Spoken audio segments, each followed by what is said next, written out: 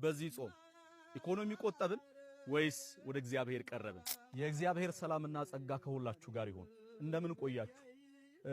ጾሙን አንድ ብለን ጀመርን። የ2018 አብይ ጾምን አሁን መጨረሻ ብለን ልንጨርስ የቀረን 1-2 ሳምንታት ብቻ ናቸው። አንደኛው ሳምንት የጾም ነው፣ ሁለተኛው ሳምንት ሰሙነ ሕማማት ነው።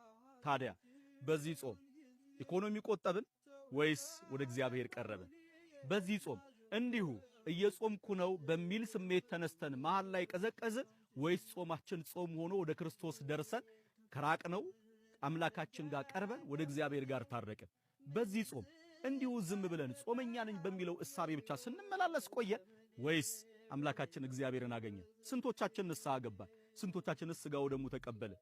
ወይስ እንዲሁ ጀምረን ሲጀመር ገባ ተቀበልነው ብለን በተቀበልንበት አቀባበል ሲወጣ ወጣ ተፈታ ብለን በዚያው በመብላት ጀምረነው በመብላት ልንቀበለው ልንፈታው ነው?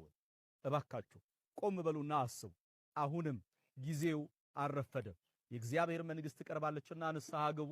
ሁላችሁም በንስሐ በፍቅር የቀረችዋን የጾም ሳምንታት እንድታጠናቅቁ በእግዚአብሔር ፍቅር እጠይቃችኋለሁ።